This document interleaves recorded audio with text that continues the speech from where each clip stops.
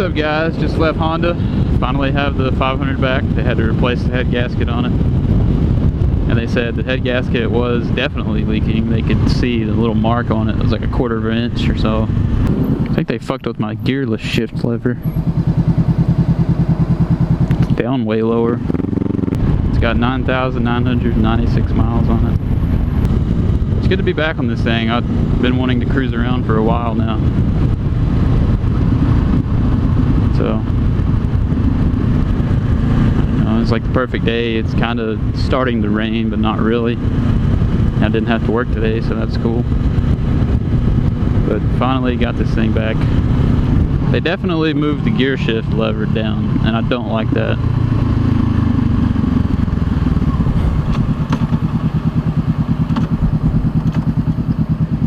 And the fucking starter is sticking. It never seems to fail that every time I have something sent to the dealer, not only do they, I mean, they try to do their job and they do it, but always come back with something that's fucked up. So now my shift lever's fucked up and my starter button starts to stick. What I'm really thinking is the problem is whenever I bought the bike, it had 33 miles on it. So somebody put 33 miles on it. And I'm pretty sure they just dogged the absolute shit out of it. And that's what caused the head gasket to leak, because I don't fucking ride anywhere near the rev limiter or ever sit there and rev it when it's not under any load. So there's no way that I could have fucking damaged it, and I gave it a proper break-in. So right now I'm gonna go get some gas, and then I'm gonna go to my neighbor's, because he actually works on all the Knoxville police bikes. I'm just gonna go talk to him because he was curious as to what happened with this thing, because you know, most of the Hondas don't have any problems whatsoever, you know, so head gasket issue is pretty uncommon. So I'm gonna go talk to him about it and see what's up. But I don't know, it's glad to be back on this thing. It's fun to ride the 600 everywhere. I do love that. It's just I don't really want to put a ton of miles on it like I do this thing, you know. I want that thing to last forever. I mean, same for this thing, but this is like a cruising, well, you know, it's like a sport touring bike is what it is. And the 600 is more a Dragon Slayer. I got a little Hyper Sport tire on the rear of it, so I'm not sure how long that thing's gonna last. So the other day I rode it to the Cherahela. That was fun. But I have been missing this thing. It's just so nice.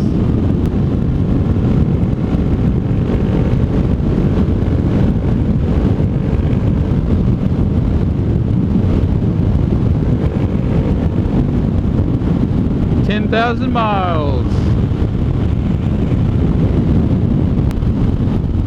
Just hit 10,000 miles, everybody. That's awesome.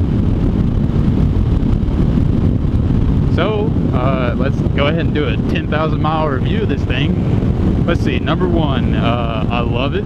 It's really fun. It's not a super powerful bike, but it does get you where you need to go. Let's see, issues I've had with it. Let's see, the first issue was a starting problem. I'm pretty sure they had to do something with the kickstand. I would start it and it just, you know, I'd have it in run and everything, but it just wouldn't start. It would just spin over. That kind of resolved itself. I gave it more throttle. It resolved itself. Maybe it has something to do with the kickstand. But the major problem, which it just had, was a head gasket that was bad. So had a bad head gasket. Now that's fixed. I'm taking it home. So let's see. Another issue. I already had a recall. It's had 2 recalls. Let's see, one with the something to do with the rocker arm shaft, some O-ring or something. I don't know exactly where that went, but it was in the valves, something to do with the valve train. And then it had the float arm for the gas tank was like sticking for some people, so they replaced that. So not too many terrible problems.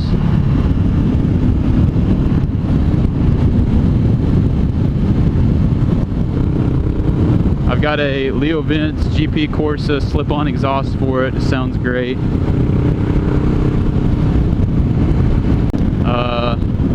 Basically, if you watch my 7,000 mile review, nothing has changed. I don't run 93 in there like some people put, like I did in the 7,000 mile review thing. I was just running it in there because that's what I ran in the 600, but after looking at the manual, it's like, oh, 87 compression ratio is really low, so it doesn't matter. It doesn't matter if you run anything higher because it's not going to damage anything. I noticed some guy said, oh yeah, it's going to put, you're going to carbon up your engine. It's not going to carbon up your engine. That's really stupid, but it is what it is. There's a bunch of keyboard mechanics out there. This is the bike for just touring around, you know. It's not for knee dragging on the dragon or anything. It's not that type of motorcycle. It's just to cruise around with. So if you are going to get this thing, get it to just cruise around with. Don't grid it. Don't get it to be like a sport bike, because it's not a sport bike at all. It's a sport touring bike.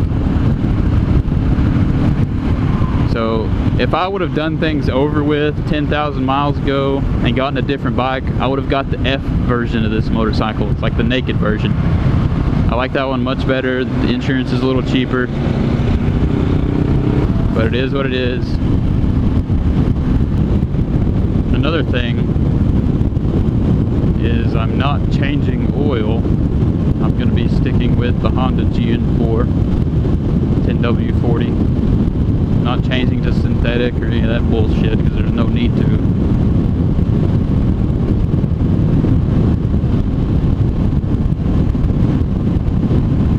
Stick with my GN4 10W40 3,000 mile oil changes.